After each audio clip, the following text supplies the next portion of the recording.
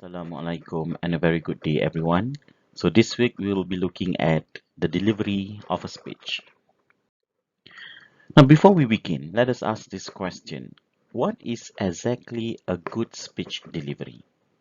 Now, let us look at this short story.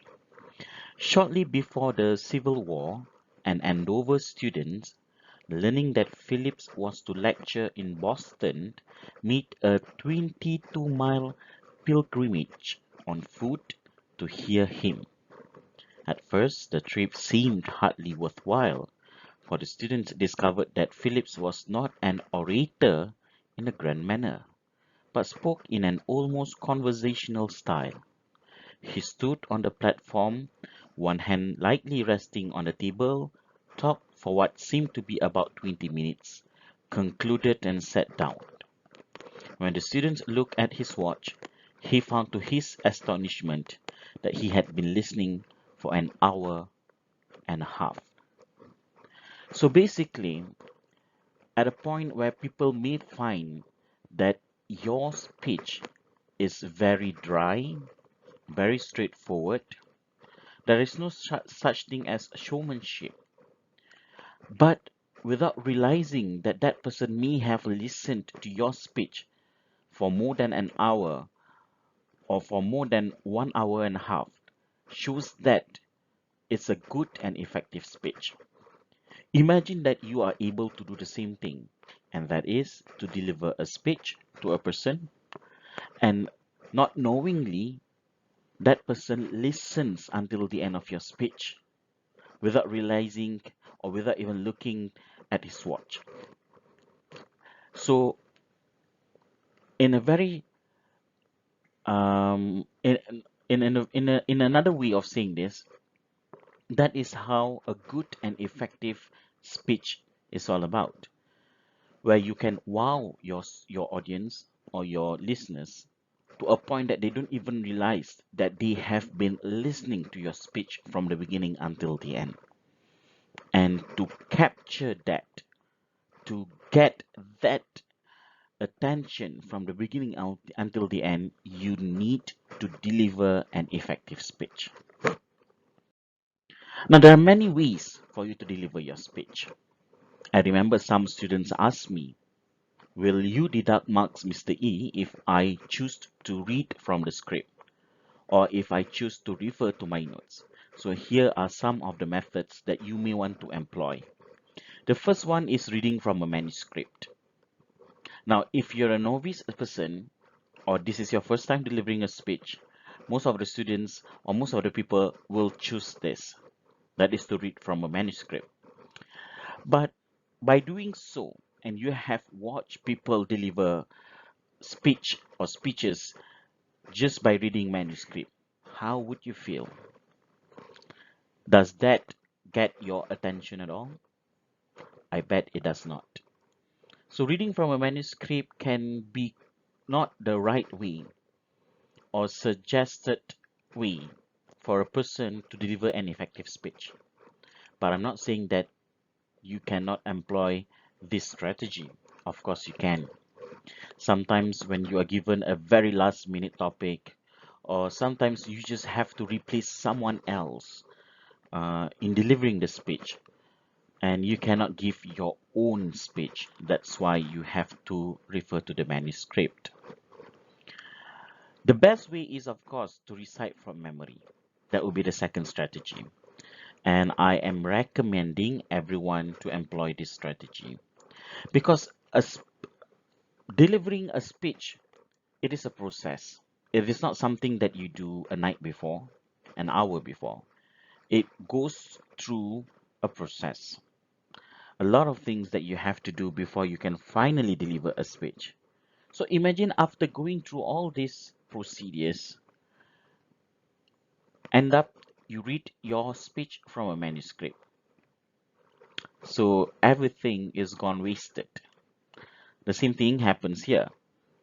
I think and I believe and I highly recommend students to actually recite from memory.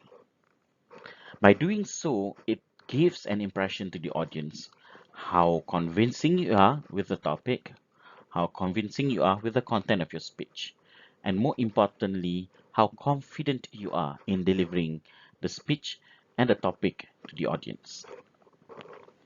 The third method or strategy is speaking impromptu.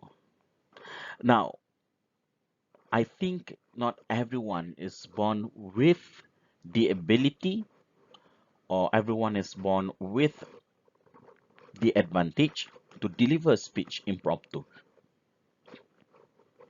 Impromptu means to deliver something right on the spot. When a person gives you a topic without preparing anything or little preparation, you are to deliver a speech. And I guess if you are an experienced speaker, perhaps you can employ this strategy. Otherwise, try to avoid this. The last one is speaking extemporaneously. Now, the last strategy is where you deliver speech. However, although you have memorized your points or you may have memorized your speech, you still every now and then need to refer to your cue cards or to the points that you may have stated on your slides. So this is also another way for you to employ in delivering your speech. If you cannot go with the memorizing from the memory or reciting from the memory, you can opt to speaking extemporaneously. Now let us talk about the speaker's voice. Speaker's voice plays an important role in order to ensure that the speech is delivered effectively. When we talk about volume, you may want to ask yourself, when do you actually need to raise your volume, to lower down your volume when you are delivering your speech? Imagine trying to tell a short story, for example. If it is a scary story, we don't use high volume. We use lowered volume.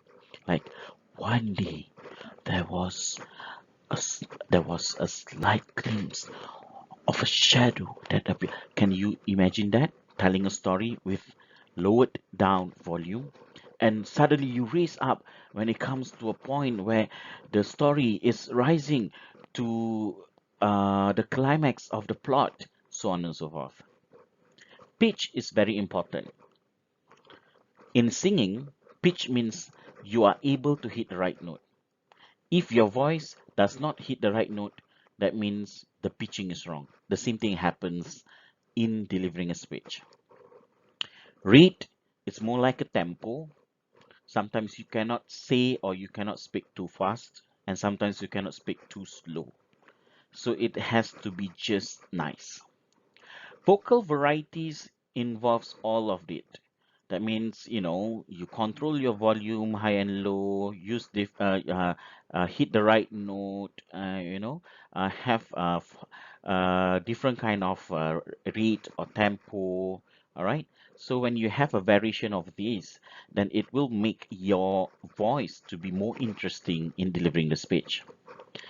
Be also careful with the pronunciation certain words. If you are not sure, I highly advise you to refer to the dictionaries or even the online dictionaries where you are able to listen to the right pronunciation. And also, you may want to stick with the one pronunciation. For example, if you are using American English, then you may want to stick on how Americans pronounce certain words because they could be different than the ones of English pronunciation. Pauses. When you are making a dramatic or you are giving a dramatic effect, sometimes pauses plays an important role as well. Dialect. Dialect is more like accents, meaning to say which accent that you want to choose. If you're going to use British accent, then you use British accents if you're comfortable with it. This is not the time for you to explore or for you to experiment the accent. Like asking yourself, why not I choose British English? If you're not comfortable or familiar with the British English, then don't do it. Use a standard pronunciation as stipulated in the dictionaries. And articulation means that to articulate your words clearly and properly to the audience.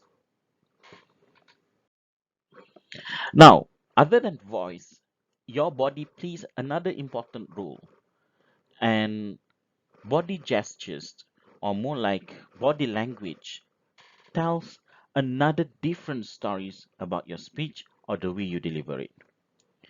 The first one, personal appearance. So make sure when you are presenting, you are using appearance that you are comfortable with and also presentable. You cannot wear something too casual, or you cannot wear something too uptight. It has to be just nice for the occasion. Your body movement. I do understand sometimes it can be a restriction. We don't want you to move a lot, and we don't want you just to stand still or to sit still. So in order for you to have a bit of movement, you may want to add the next point, which is gestures. And the easiest way is to move your hands about. And of course, eye contact. Look at your audience. I do understand some people may advise you, if you're afraid of your audience, just look up on the ceiling. That is not the right way of doing it. For you to encounter your nervous or your stage fright, you need to look at your audience. But of course, don't focus on one or two people, one or two person.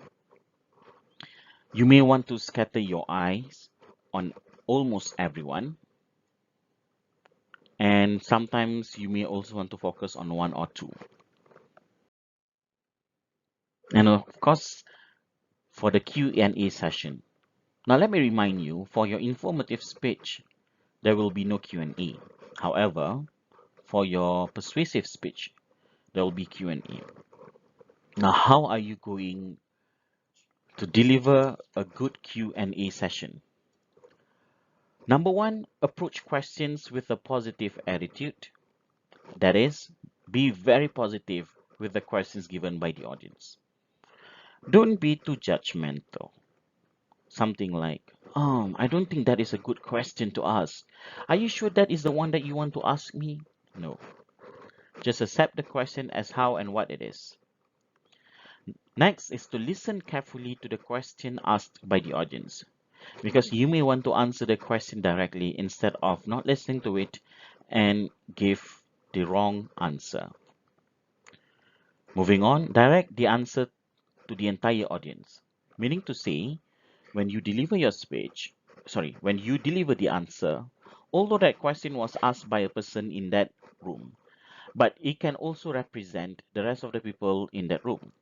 So when you want to give your feedback, or when you are trying to answer the question, direct your answer to everyone and not to that person only. Be honest and straightforward. If you're not sure of the answer, then inform your audience. If you need more time, then inform your audience too. And stay on track. Sometimes I understand when answering a question during Q&A, people like to be off the track or go astray from the point. So keep your answer short and sweet so that you can move on to the next question.